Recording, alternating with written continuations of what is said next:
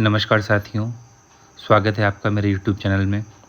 तो आज हम जानेंगे कि शिक्षा मंत्रालय द्वारा निपुण लक्ष्य में क्या-क्या बदलाव किए गए हैं।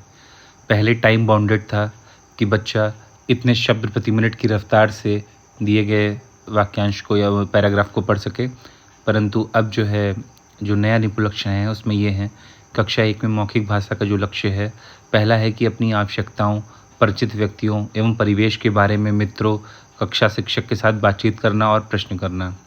दूसरा है कक्षा, विद्यालय और परिवेश में उपलब्ध प्रिंट सामग्री एवं इसकी विषय वस्तु पर बातचीत करना।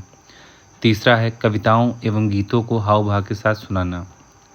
इसके साथ ही जो पढ़ने के लक्ष्य निर्धारित किए गए हैं उसमें पहला है कहानी सुनाने के सत्र के दौरान सक्रिय रूप से प्रतिभाग करना तथा कहानी सत्र के दौरान एवं पश्चात प्रश्नों का उत्तर देना तथा कठपुतलियों या अन्य सामग्रियों का प्रयोग करते हुए परिचित कहानी का अभिनय करना।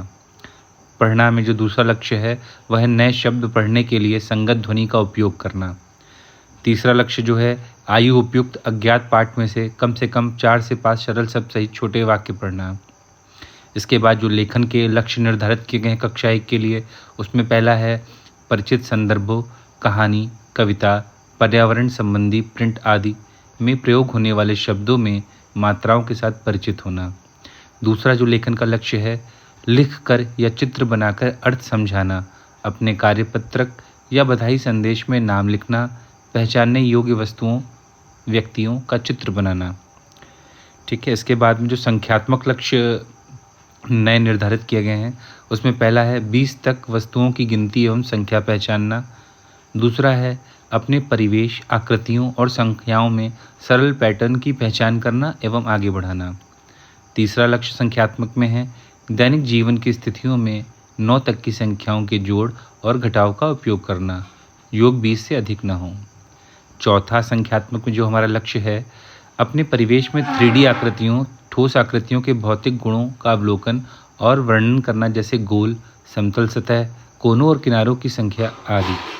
जो पांचवा हमारा लक्ष्य है संख्यात्मक में वो है अमानक एवं असमान इकाइयों जैसे हाथ, पैर, उंगलियों आदि का उपयोग करके लंबाई का अनुमान लगाना। समान इकाइयों जैसे कप, चम्मच, मग आदि का उपयोग करके धारिता का मापन करना। जो हमारा छठा लक्ष्य है वह है ₹20 तक की भारतीय मुद्रा, नोट एवं सिक्के पहचानना। इसी तरीके से जो कक्षा 2 के नए लक्ष्य निर्धारित किए गए हैं उसमें मौखिक भाषा में पहला है कक्षा में उपलब्ध प्रिंट सामग्री पर बातचीत एवं चर्चा करना। दूसरा है प्रश्न पूछने एवं दूसरों की बात सुनने के लिए बातचीत में सम्मिलित होना। तीसरा है हाव भाव एवं उतार चढ़ाव के साथ गीत एवं कविताएं सुनाना।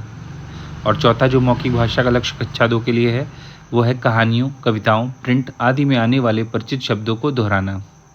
इसी के साथ ही जो पढ़ने के लक्ष्य निर्धारित किए गए कक्षा 2 के लिए उसमें पहला है बच्चों के साहित्य एवं पाठ्य पुस्तकों से कहानियों को पढ़ना, वर्णन करना, फिर से सुनाना। दूसरा है किसी दिए गए शब्द के अक्षरों से नए सार्थक सरल शब्द बनाना। तीसरा है सरल शब्दों से युक्त 6 से 8 वाक्यों के आयु उपयुक्त अज्ञात पाठ को बोध, स्पष्टता और प्रवाह के साथ पढ़ना। और अब कक्षा 2 के जो लेखन के नए लक्ष्य निर्धारित किए गए हैं उसमें पहला है स्वयं की समझ एवं भावनाओं को व्यक्त करने के लिए छोटे सरल वाक्यों को सही ढंग से लिखना।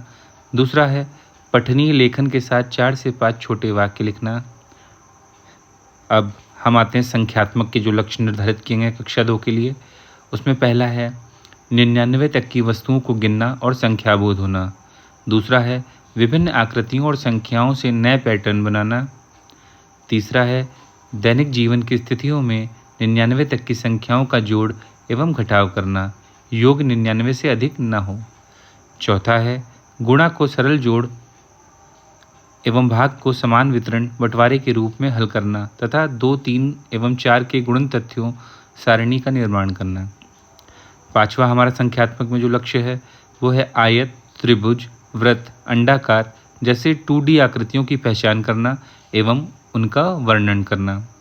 छठा हमारा लक्ष्य है अमानक समान इकाइयों जैसे रॉड, पेंसिल, धागा, कप, चम्मच, मग आदि का उपयोग करके लंबाई, दूरी, क्षमता का अनुमान लगाना एवं मापना तथा तराजू का उपयोग करके वजन की तुलना करना। हमारा सातवां जो लक्ष्य है वो है दूर पास, अंदर बाहर, ऊपर नीचे, बाएं दाएं, आगे पीछे आदि जैसे स्थानिक भावावली का उपयोग करना। 8वां है 100 तक की मुद्रा के प्रयोग से सरल लेन देन करना। तो जैसा कि आप सब देख रहे हैं कि अब जो है जो टाइम बाउंड लक्ष्य थे वो हटा के बहुत ही अच्छे लक्ष्य सरकार ने जो संशोधन किया है, इसका हम सभी शिक्षक साथी जो है बहुत ही स्वागत करते हैं। धन्यवाद।